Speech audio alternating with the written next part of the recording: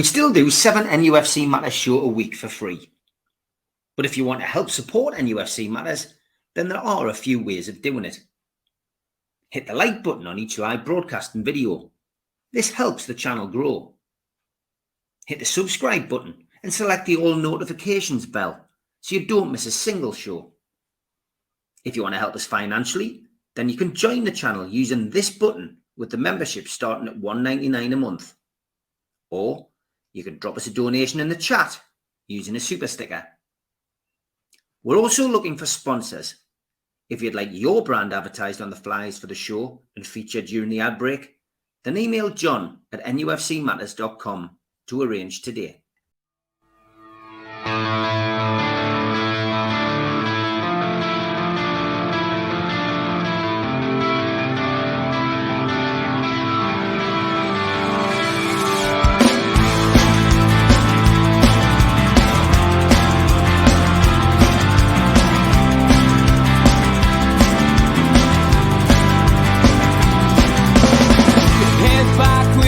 Attack. It feels like I've been talking to myself again, but it's the only way you're ever gonna learn. You look back and it's all in the past. I'm dwelling on the thoughts I cannot say to you. If I don't say the words that make... Good evening, welcome along to NUFC Matters. It is the three amigos, the perfect way to kickstart your NUFC weekend. And unfortunately, it's a pre-record tonight, and it's only a 1 hour show. I am working away, unable to commit to doing any live shows this week, as you'll be sick of hearing us say by now. But at least you're getting a little fix of the amigos tonight. Steve's having a little bit of internet connection problems as we're trying to get him on the show today, so he might join, he might not, but at the moment it's like the old days, Mitch, me and you, back where it started in 2020. But great to see you, Mitch. As always, with a pre-recorded show, it is difficult. We're doing this before the Manchester United Cup, Carabao Cup game, so we don't know the result of that, but we have got games to look forward to, which is what we're going to do today. I mean, the 2-2 draw against Wolves last weekend, I took some positives out of that. I've got to be perfectly honest, Mitch. Wilson scoring 2 goals. The first one was a moment of sheer class from Wilson. He'd stumbled on the first one, but then, managed to get this bizarre overhead kick past the keeper and into the net, just showing how good a goal scorer this guy is.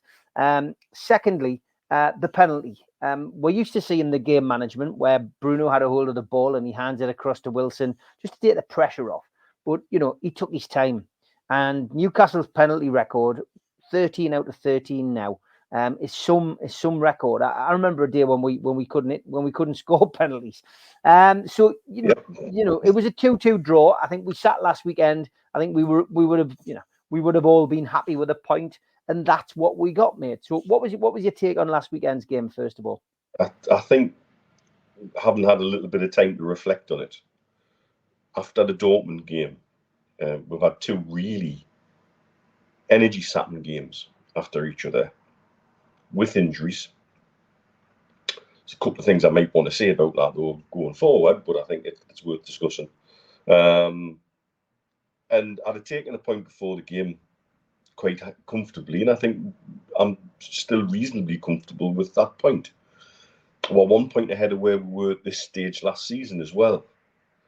So I think it's time for a little bit of perspectives.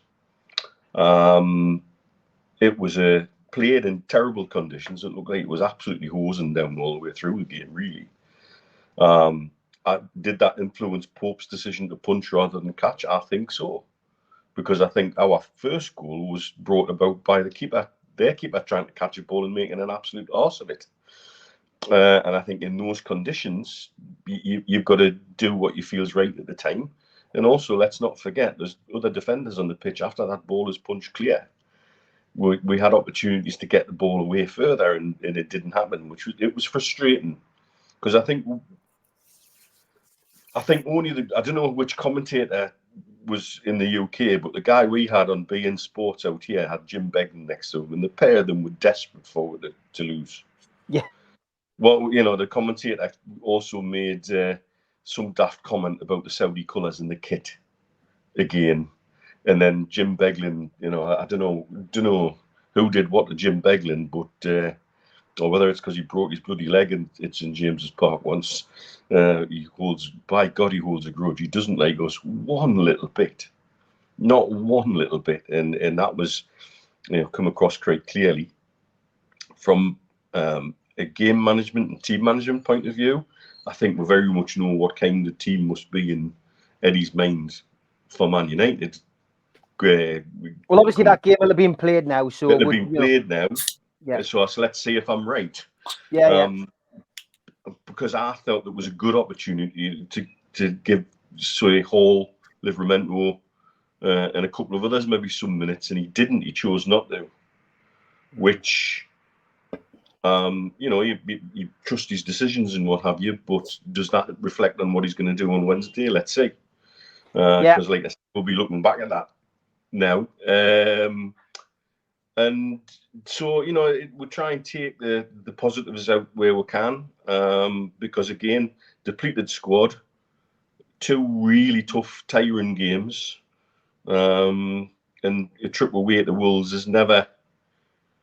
It's certainly not a ground many teams will go thinking, oh, hey, we've got a great chance of racking all 3 points up here today. And they're in good form as well, so I think we've got to be happy with the point. And I agree. Take that point away from home every time. I agree. Yeah, Steve, obviously because this is a pre-record where, we won't know what the Manchester United result is. Obviously, you're just joining late, so we, that just want to remind people of that. But the game last weekend, I was saying that was a good point, Steve, against Wolves. Against a Wolves team that had beaten Man City, that had got a draw against Aston Villa, that had beaten Bournemouth away. And there was a little bit of psychology going on from the manager as well. He appeared on Sky TV, trying to give an insight into how he works and what he does. I think he was trying to out how last weekend. But I felt the draw was a fair result, Steve, and I thought it was a good performance. I thought there were some great performances. I thought Bruno was outstanding. I thought Callum Wilson, did what he did best. He went into 3rd now in the all-time Newcastle United goal scoring list in the Premier League. Alan Shearer and Peter Beardsley are the only 2 ahead of him now. And 4 goals, I think he is 4 goals away from overtaking Peter Beardsley. So, yeah, I thought it was a good point last weekend, Steve. Yeah, so did I, must admit, Steve. When in the cool light of day, when when you get that sort of emotion out of it and the feeling of 2-1 up, 3 points. But I think we'll have to look at it as a point won, a point gained on the road, and that's always important in the Premier League, as opposed to saying, 2 points dropped. They were a well-organised team. I thought they matched us in various areas. I thought that, yes, we did look a little bit, not necessarily lethargic, but a little bit tired. I think lethargy is one of those words that gets used when people are, giving over the opinion that someone's not trying. I think there was plenty of effort, but I think the tiredness and the emotion of Wednesday night and another Champions League game kind of caught up with a couple of the players. But we have to walk away and go, you know what? A point from Wolverhampton Wanderers is something that, as Mitch has said, not every team is going to manage this season. Yes, he did. The Wolves manager O'Neill did go on Sky TV and did a little round robin of tactical nous. Perhaps now that he's in his second club in the Premier League in a year and a half, maybe he's vying for the England place after Southgate, and he's thrown his hat into the ring there as a British manager. There's lots of little games, I think, psychological games that get played with managers these days. But I thought that the performance, we could criticise Pope for punching the ball when he could have held on to it. But again, that's just a decision that he made at that particular time. If we're going to do that, then he would criticise every single player for every single pass that they made wrongly as an outfield player during the game, and we don't do that. Although there was times when I was saying to myself, please don't pass to Trippier. He hasn't got his contact lenses in or something today, because his passes are going certainly to the yellow shirts rather than those in the stripes. Or you know what I mean? It's just one of those things. I think we have to walk away and we have to be pleased with the point and move on, because there's an important game in the league coming up. And it's interesting to see what Arsenal did. 5-0 win at Sheffield. against Sheffield, but Nketiah coming into form and scoring a hat-trick. But they didn't play their main man in Ødegaard because he's obviously resting him for to play against us. Yeah, certainly took it seriously. Okay, it's a shorter show, so it is time for the day I met.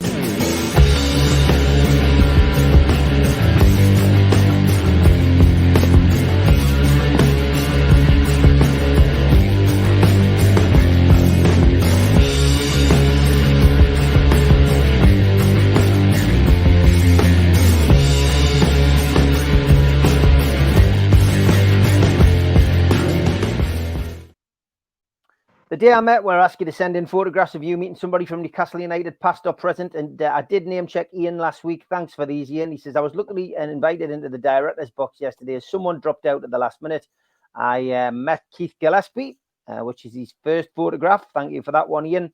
And his second one, Sebastian Bassong and Bob Moncur at the Dortmund game as well. So a hat trick for Ian on his day I met. Photographs. If you've got a photograph of you meeting somebody from Newcastle United, past or present, send them in. It gives me a chance to play this wonderful music.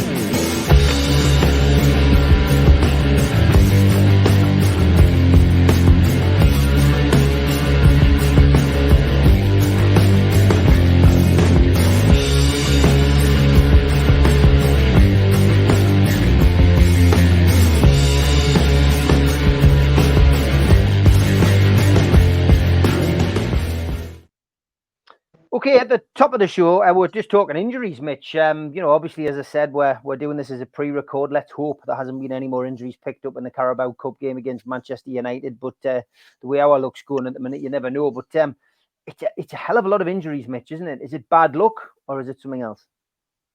I think there's a little bit of bad luck in there.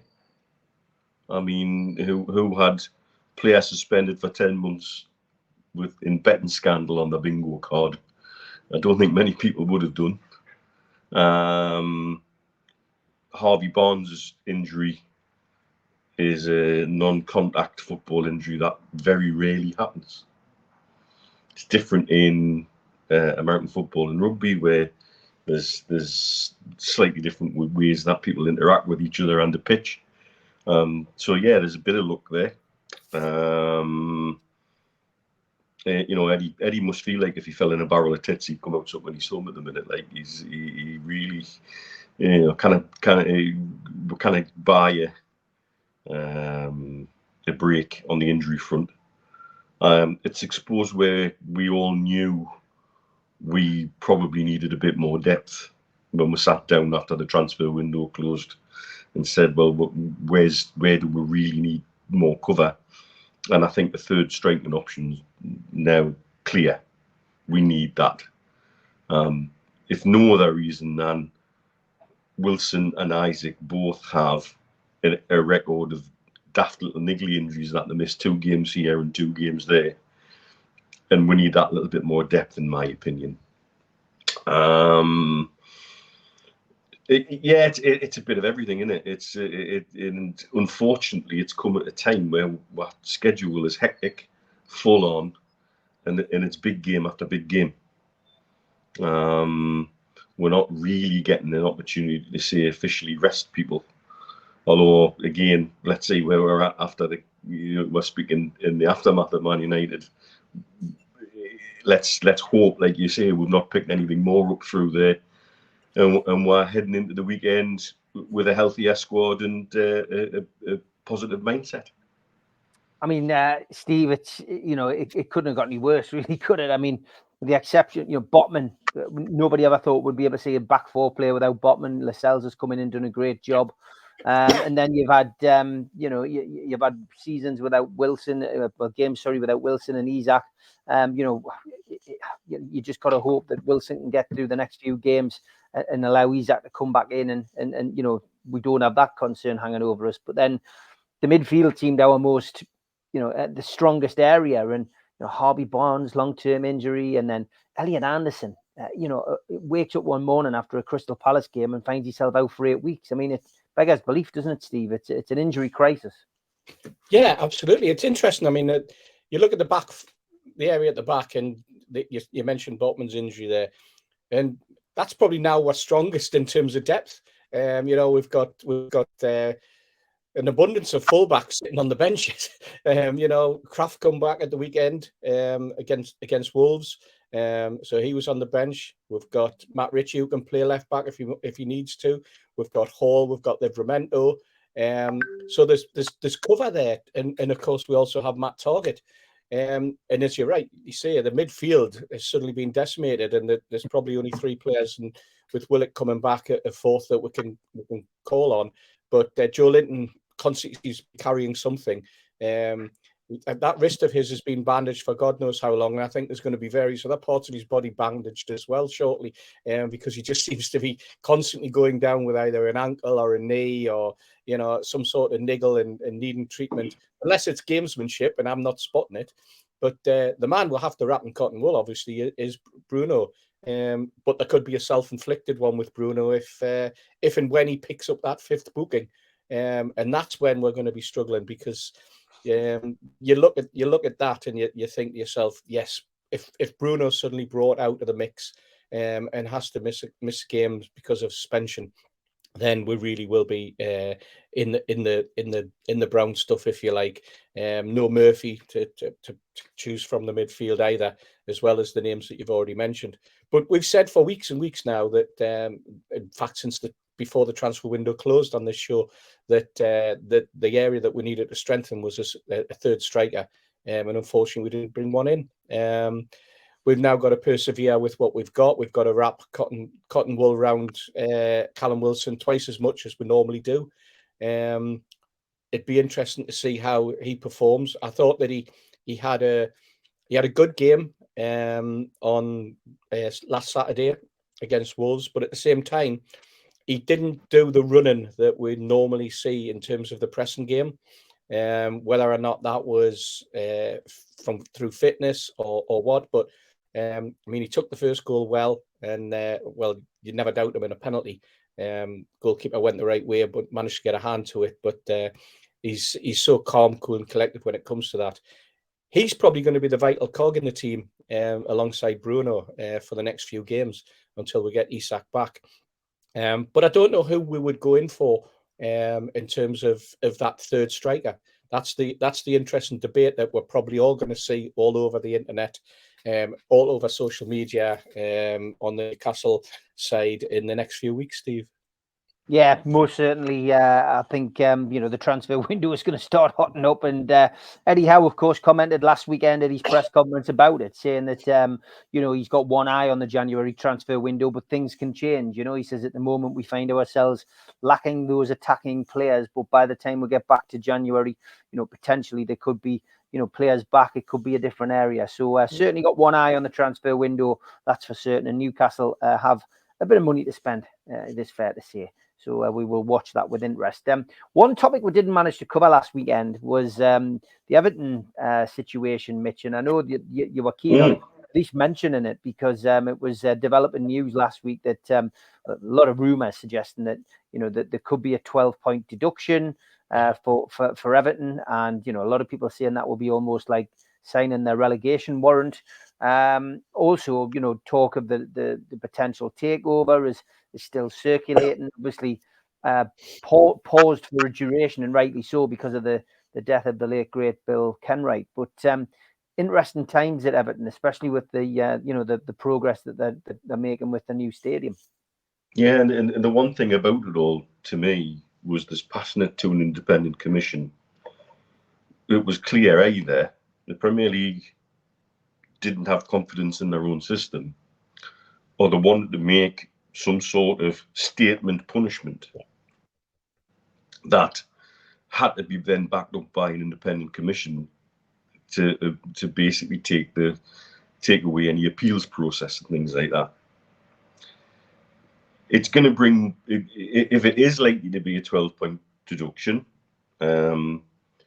Everton will never have a better chance of taking that punishment and staying up with the 3 teams in the bottom 3 as they are. Yeah. It's still a mountain to climb, though. To take 12 points off them, I think that puts them on -8 or something like that. It is a statement punishment. However, the next question is, why is it being applied now and not immediately in the period when the offence was taken? And that would have made last season's league table look quite different. And so there's another legal challenge that will undoubtedly come from teams. It's the fact it's being done behind closed doors is all a bit curious, because it then leaves them open to suggestions of skullduggery and, coming to a gentleman's agreement over punishments and things like that. It would be nice to have it a bit more transparent, I think, for the good of the game. One of the biggest challenges still remains ahead of that takeover is how much of the money invested in Everton ties back to Usmanov, because Usmanov and Mashori are so absolutely intertwined from a business perspective. Yes, they've taken the very obvious connections away, but have they really got rid of all of those connections? And the people lining up to buy it, well, there's suggestion that some of that money's cartel drug money. and they've got no chance of passing an owners and directors test, which is quite amusing, really. I mean, it could be genuine frying pan to fire. In the meantime, they're taking loans to prop everything up, and they need the loans to make that financial situation work. And so how's that going to all play out, and how does that impact on FFP for them going forward as well? It's an absolute hot mess, and it's the kind of situation, with a big points deduction. Does that affect? You would have to suggest that's going to affect anybody wanting to buy that business. Say, well, hang on, we're taking over here, and we're already up to our eyeballs, and we're going to lose more money, and we've got a white elephant of a stadium sat there that we're supposed to be moving into, and what do we do with this, and what do we do with that? It's a genuine hot mess, but one that I think is relevant for us to talk about, because going forward, if they get this wrong, FFP's dead, in my opinion. If they get this wrong, if the ball's this up in any way, you might as well tear up FFP, because somebody like Chelsea are already trying to drive the cart and horses through that anyway. That'll just give them carte blanche to do that even further. And the ultimate knock on is eventually that then could come back and reflect on us in terms of where we'd be at. I'm quite sure if there was no FFP, our owners would have pumped £500 million in on players and just gone to town. I've got no doubt about that. So that's why it's worth keeping one eye on what's going on in the world of football in terms of financial manoeuvres. This is all the stuff we were saying 18 months ago was going to happen, but then got kicked down the road when they came to agreements on COVID relief, etc., etc. The problems were all still there. Sheffield Wednesday under sanctions because they cannot pay a tax bill. The Championship's an absolute hot mess. There's only about 3 or 4 viable teams in the Championship. Reading's situation, multiple relegations, and an owner who's just absolutely washing his hands of the club. And this is what happens when it starts to go south, and Everton are on the top of that slope. So that's why I think it's worth discussing and worth keeping an eye on what's going on in the bigger world of football. What's your thoughts on this one, Steve? It's an interesting topic of conversation, that's for certain. Certainly is. I mean, first of all, obviously the death of Bill Kenwright must have been very upsetting for a lot of Evertonians. I know he got an awful lot of stick over the past few weeks and months, mainly because as a 1% owner of the football club, which was all he held, he was the one who was taking all the brickbats. Then the thing about Bill Kenwright was he was a true Evertonian. I mean, he loved that football club with a passion. So I think that a lot of Everton fans will be looking now and thinking, "Whoa, what's coming over the hill now that Bill's not here?" Because he did, and it is tragic when you lose someone. I'd equated Bill Kenwright to a bit like Sir John Hall, only when Sir John sold the club, he moved out lock, stock and barrel, whereas Bill stayed on for quite a number of years, and he had been there since about 1998 as well, as a chairman, and he loved that football club, you know. So what it now leaves is a hole on that side of it as well. It leaves a hole with regards to actually having a blue sitting in the chairman's room, and trying to push the club in the right direction when everybody around him is trying to drag it in 3 or 4 different directions.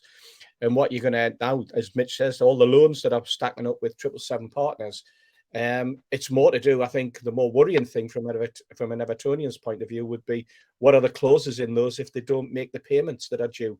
Because we've talked about this time and time and time again. We talked about with Derby County 2 years ago, and we talked about with Sunderland, both of whom are borrowing money from MSD. And now you're in the 777 partner situation where they've lent money, allegedly, and now if there's a default, they could pick up the football club for nothing, which would probably be worse than the football club going into administration, quite possibly, because you don't know then what 777 partners are really about. And as Mitch says, there are question marks over their own finances. So here's an area where someone's trying to get a football club on the cheap. You've got a stadium there that needs probably £700 million to be pumped into it to finish the development. There's probably an awful lot hidden in among the accounts that are just going to be an absolute mess if this is the situation that happens. And then to take the points off them, I think if you do look at it from a cold perspective, you could say it's probably not a better time to take the hit, simply because it's October coming on to November, and there's plenty of games to play. And if ever there's a football club where the siege mentality could come in, it could be at Everton. The fans feel as though they've been hurt, and then they would rally round the football club and rally round themselves to get them and the players out of the mess that they're in from a points point of view. Sean Dyche would then be that sort of manager that would dig in and get into the cellar and fight for them and create that siege mentality. It's whether or not, as Mitch says, they could survive the 12 points and drag themselves out, and they probably could. They're sitting on 7 points at the moment, but you've got Sheffield United on 1, you've got Burnley and Luton on 4 and 5. So in some respects, it would be like a 7-point that you would be looking at in terms of catching up. So it's worrying times if you're a blue on that side of Liverpool. If you're a red, I'm sure they're laughing their socks off. Yeah, good point. Okay, it's halfway through the show. Time for the ads. A big thanks to all our sponsors: Skips and Bins, telephone 0800 25 45 25 3, email inquiries at skipsandbins.com, website skipsandbins.com, easy contract free and pay as you go waste collection. Thanks to Mr. Vicky Sauces, handmade in Cumbria. You can find out more about them from their website, mrvickies.co.uk, or by calling 01768 210 102. Thanks to Media Arts for all the help with the video side of things. And thanks to United Group Travel, UK coach holiday firm based in Morpeth. There's no strangers on their tours, just people you haven't met yet. They're now taking bookings for 2024. You can call 01670 632 460, 0791 666 4174, or 07957 141 654, or go to the website unitedgrouptravel.com. Please subscribe to the channel. Hit the subscribe button underneath the video today. We still do 7 shows a week. Hit the thumb up under the video to like it. It does us a big favour. Click share to share to your other social media and let people know about NUFC matters. We're also a podcast. You can find us on iTunes, Spotify, and other podcast providers. If you want to help the show financially, you can take out a £25 one-off membership. You get a scarf, a pen, a cup, and a membership card. How do you get it? Go to nufcmatters.com, look for membership. If you've got a smartphone, then put your smartphone over the QR code and it will take you straight to that section on the website. We also support the food bank on this channel. You can donate to the food bank today by going to nufcfansfoodbank.co.uk. We do support events on this channel as well. If you've got an event, please send it in and we'll promote it. The Tyne Theatre and Opera House are doing a Keegan, Beardsley and Waddle event, the Class of 84, 25th of January 2024. Book now by calling 08 44 249 1000. And the Tyneside Irish Centre, they're doing an event with Frank Clark and John Gibson on Thursday, December the 7th. You can get tickets from nufcmatters.com and they are priced at £15. There's also some tickets available on Groupon. Don't forget, you can catch me 5 days a week, Monday to Friday, with Rye, Dave and Daz on the Northeast Footy Brekkie Show, 7 till 9. And you can catch us on the Red, the Toon and the Cat and on Toon Radio's website. WhatsApp us on the day 0330 043 2002, the perfect way to start your day. Okay, it's time for Tweet of the Week.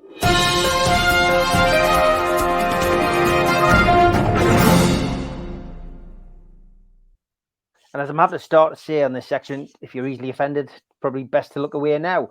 You know it's a bad neighbourhood when you see a bird with an ankle monitor carrying a knife. Thanks, Jimmy. Another one of your classics.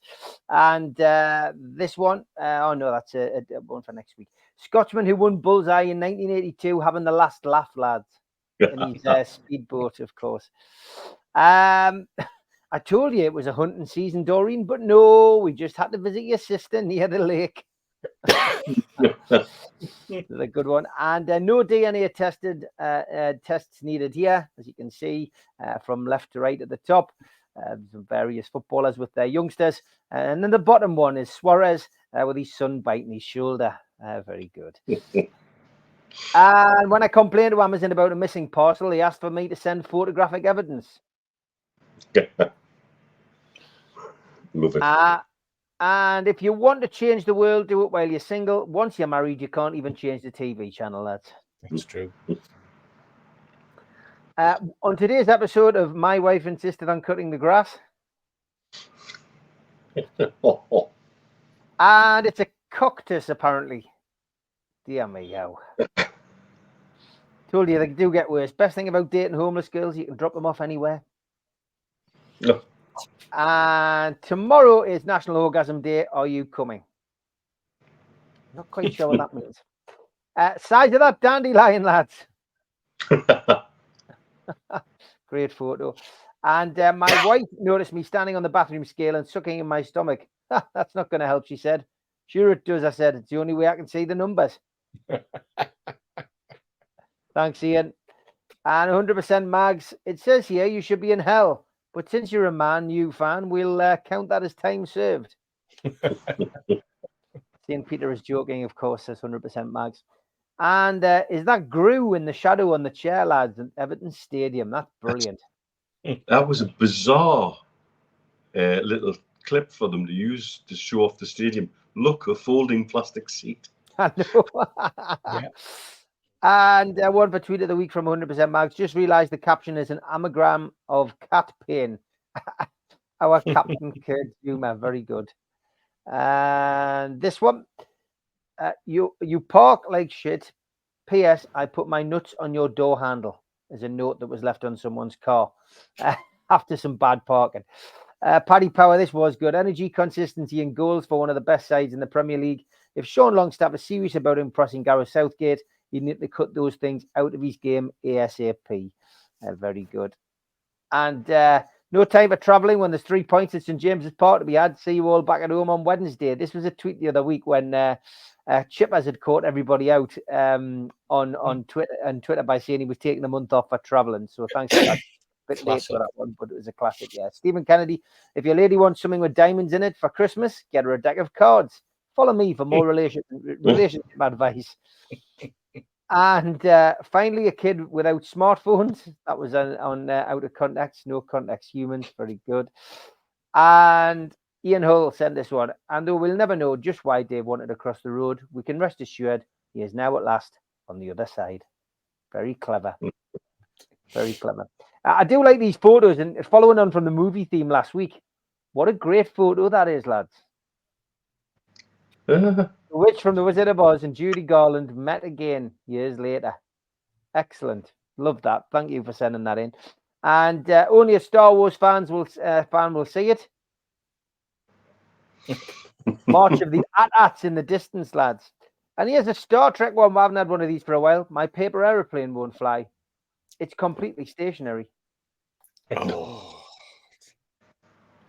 Last few today, and there's this one. What an ugly baby.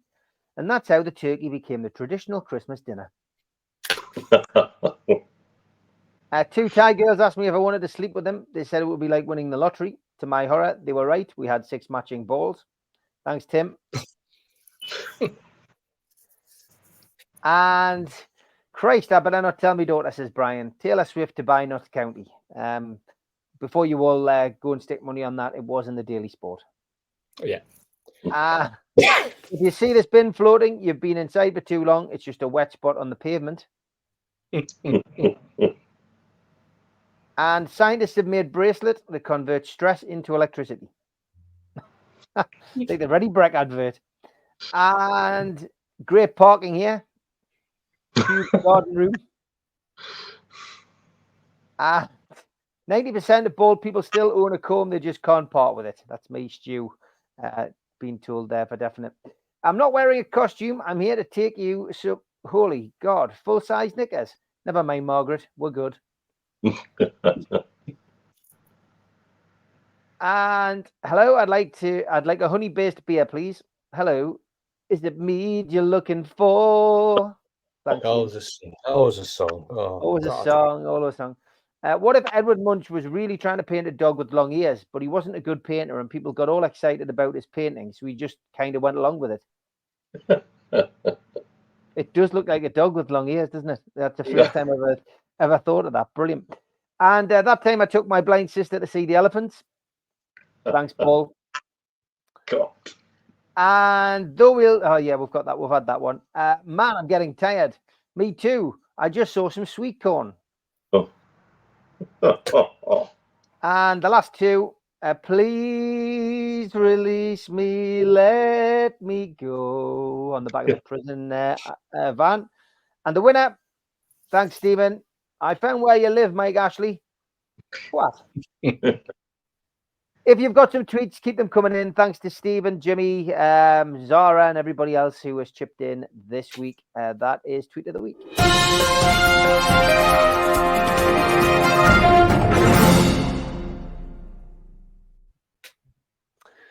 Okay, just touching on the Tonali ban. It's we did the show last Friday, and there wasn't confirmation. Eddie allowed him to train with the squad. Mitch, 10 months, fair sentence, would you say? I mean, he got 18. It's reduced for cooperation.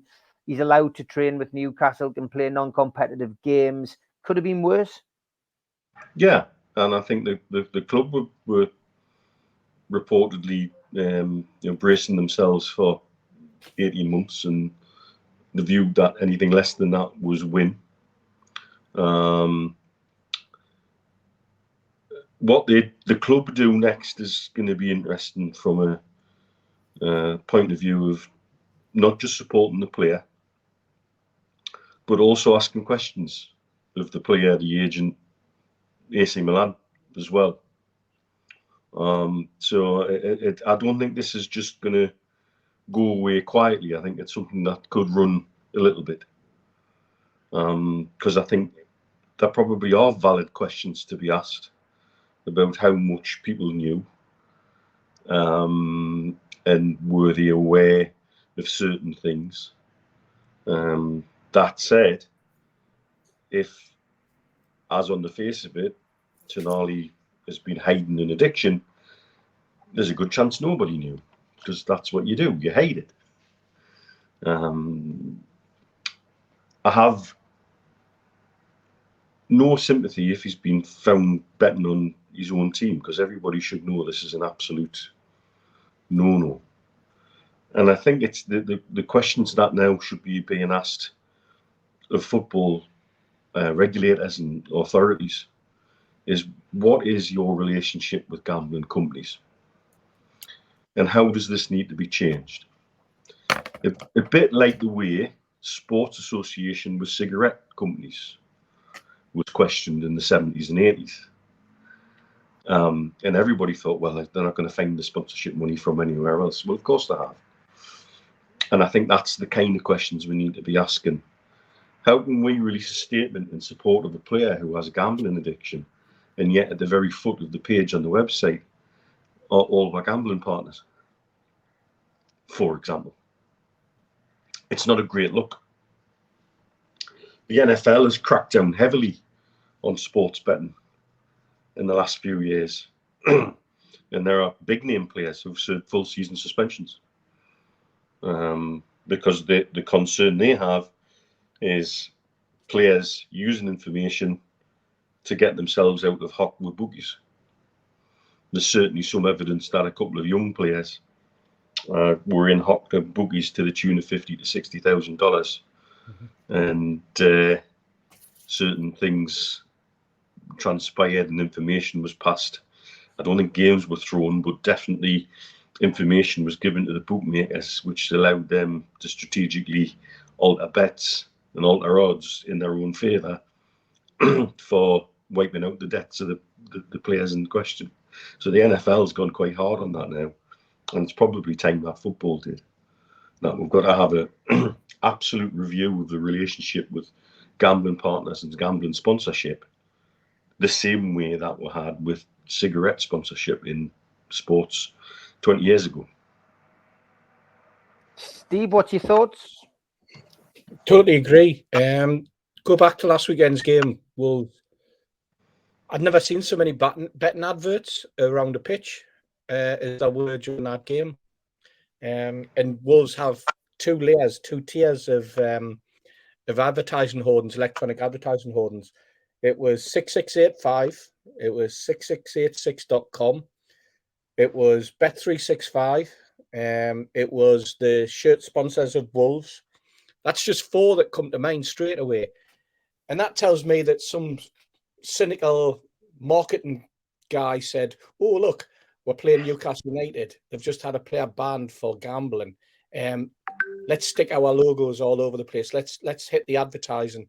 Let's nab all that.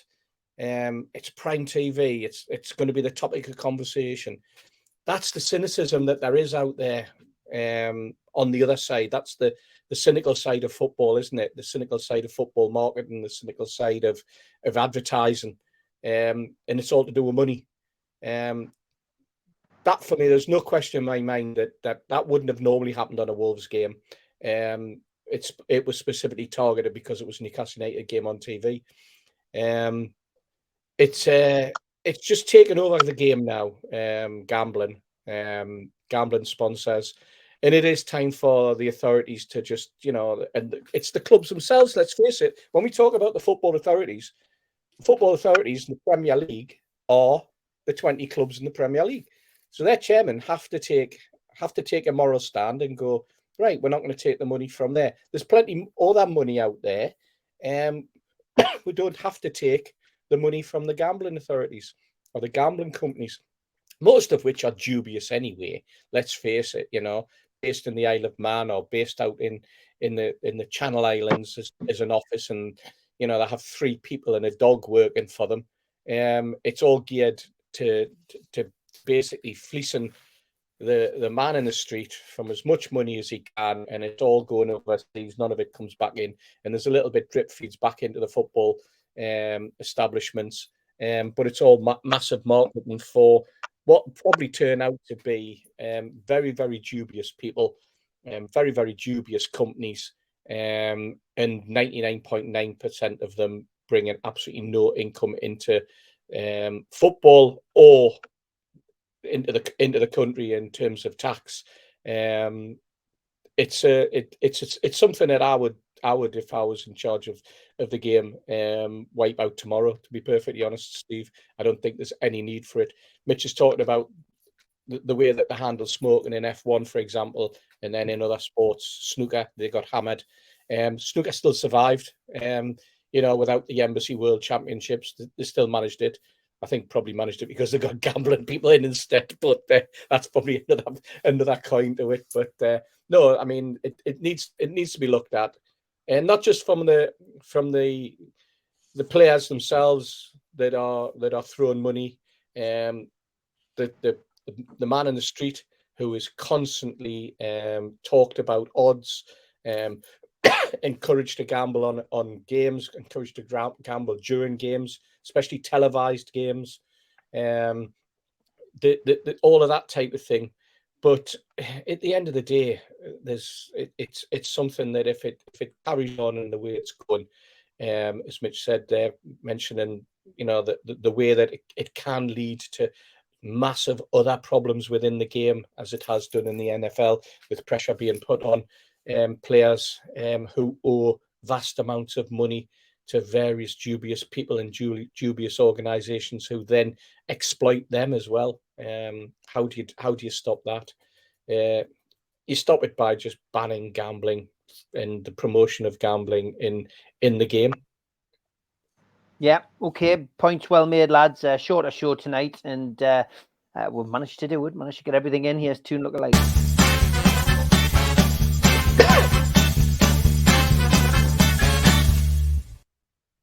Okay, we've got a Steve Hasty lookalike from Chippers. He says it's your double. It's a good job I can't see the screen at the minute. And a Mitch lookalike. Mitch with his specs on, says Chris Dawson. Soccer Slammers. You've actually got like a toy named after you, Mitch. There, that's very good. Like, you even got the budgie smugglers on. Oh, you'll have to get one of them for the house. Soccer Slammers. There we go. And this one, and what was this? Oh yeah, Benny Hill from the Tune of Arabia. So Mitch getting a few lookalikes in this week. When we've got a smaller amount. Ben White and Madge Harvey from Benidorm. That's excellent, isn't it? By the way, what is he thinking of with that hair? What's he thinking of? What is he thinking of? It's bizarre, but it really, really does look like. I mean, that is a good one. There you are, Steve. I know you dipped out. You probably can't see that, but that is probably a really good one. This one is from Ian Hull, Michael Myers and Mariah Carey. And Tyron Mayhew and Calvin Phillips. Yeah. Very good, very good. That's not the winner this week, though. The winner is this one. Bobby Charlton and George Mitchell from Sutty. Yeah. I think George would love that one. So they are good spirits. Yeah, slightly shorter version of lookalike. You keep them coming in, send them to me or the lads, and we'll get them on the show.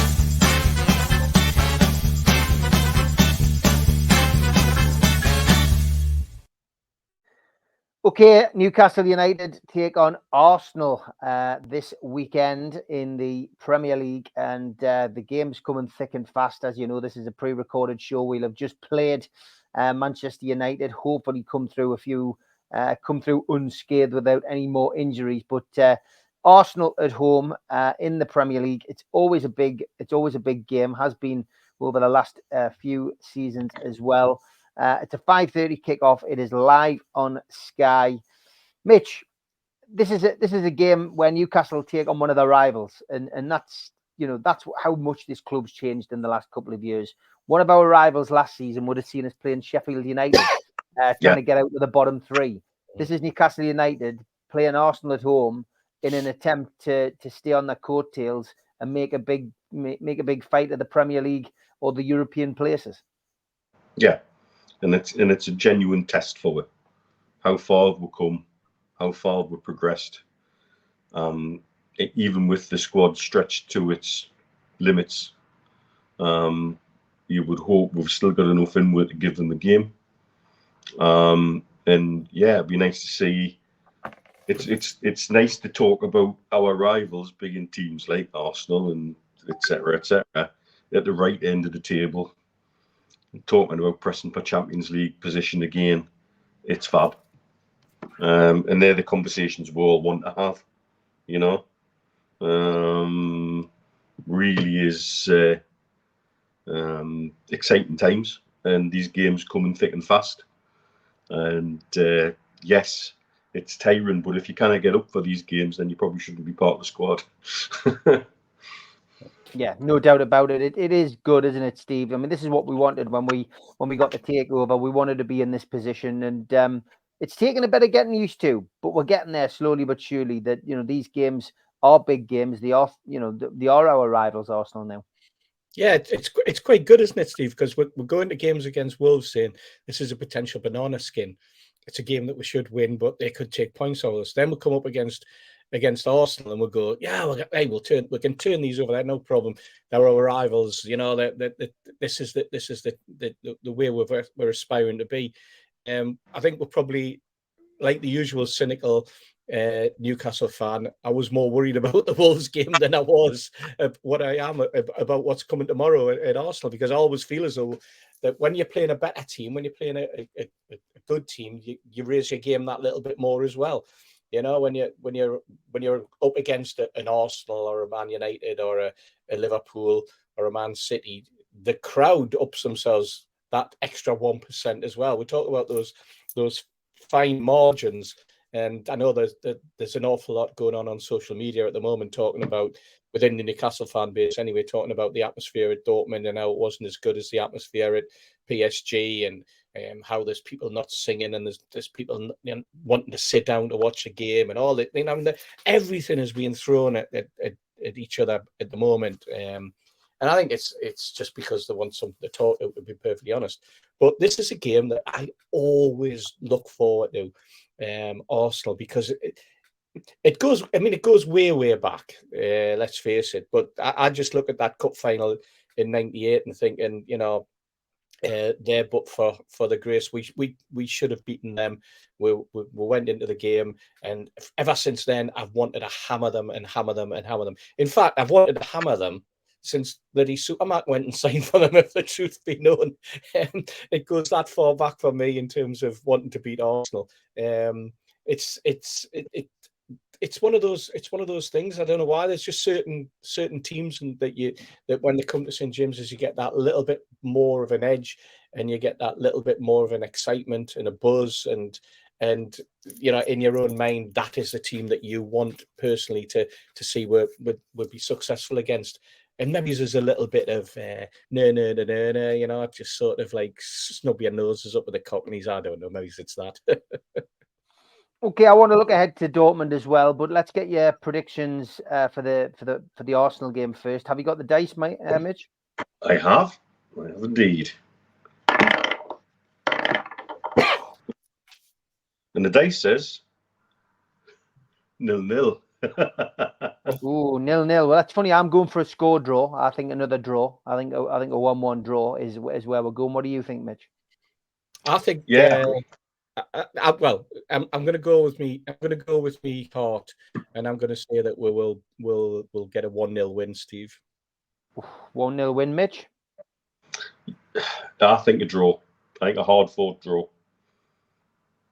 Okay, let's look ahead now to the Dortmund game, which is a Tuesday night, and a bizarre kickoff time, obviously because of the time difference, etc. Newcastle taking on Dortmund, 6:45 Central European Time, Champions League for live on TNT Sports, and this is Tuesday the 7th of November. Now, Mitch, did we learn anything from that first game against Dortmund that could help us in the second game? Well, we know how well organised they are. They know that they wanted. We now know that they wanted to exploit space behind our fullbacks, and they did it very well. And I think every game in the Champions League is a learning experience for our squad. And again, if they can't get up for it, they shouldn't be there. And playing away from home, probably expectation levels are going to be dampened a little bit. And from our point of view, that's maybe not a bad thing. There's going to be a hell of a turnout. Myself and Stu will be there, which is going to be a fun couple of days between Dusseldorf and Dortmund. Hopefully, my liver will survive. But yeah, really, I'm looking forward to just that European away experience again. And I think it's going to be an epic trip. And personally, we still don't have anything to fear from them. They haven't got anything that makes us terrified of them, but they're very experienced, very well drilled, and very fit. Which is what was said, that was where they could hurt us, and that was what they had. It's St James's. However, at home, the onus will be on them to make the play, and that might change their style a little bit. So, it's all to play for still. Okay, roll the dice for that one, Mitch. Oh, second roller. Well, it's come up 3-1, so I presume that's 3 for Dortmund and 1 for us, unfortunately. And what's your prediction? I think a draw. I think score draw, 1-1. Yeah, I'm going for another 1-1 out there as well. Okay, Steve, your thoughts? I think that a lot of Newcastle fans underestimated Dortmund when the draw was made, because they took their eye off the ball and just looked at the results that they had in the first 2 European games. Yet that team's gone 26 out of 27 games unbeaten. They were so close to winning the Bundesliga last season. It's unbelievable. I mean, they got done in the last 10 minutes. And they are an extremely well-organised team and an extremely well-organised club as well, by the way. Spent a little bit of time with them last week when they were here, both with the first team and with the under-19s. And just to see the professionalism behind the scenes and how they operated was amazing, quite honestly, Steve. They have a style of football that goes right the way through, from the lowest level right up to the first team. They have a football philosophy, they have a football mindset, and a professionalism that just continues right the way through. And because of that, they become a very, very well drilled outfit, very regimented.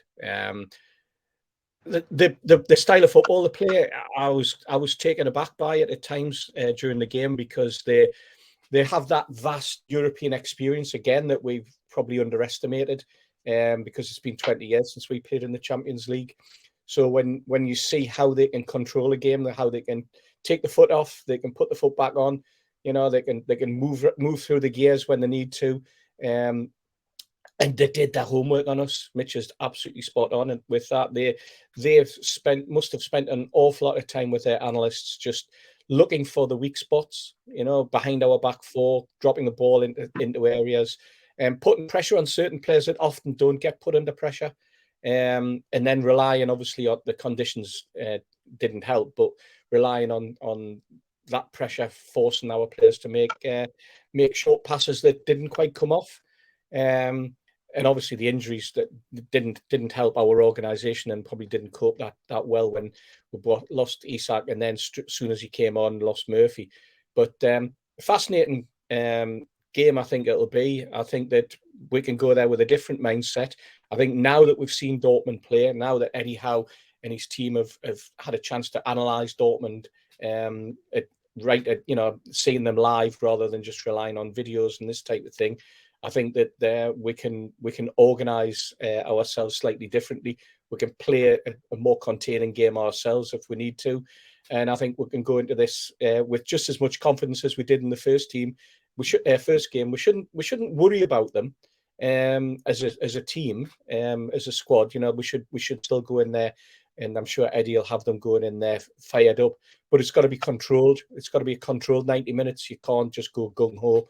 Because if you go and go ho against them, then things won't go your way, and then the heads will drop a little bit, or you start to question what you're doing. So hopefully the squad can be a little bit more controlled than they were at times on Wednesday night. And you know what? I'm going to go for a 1-1 draw as well. 1-1 draw as well. Okay, apologies for having a short Amigos and not a live Amigos tonight. We will be back to normal next Friday. But for now, it's thanks to Steve, thanks to Mitch, thanks to everyone in the chat, and thanks to the moderators. Until the next time, take care. Good night. Cheers, everyone.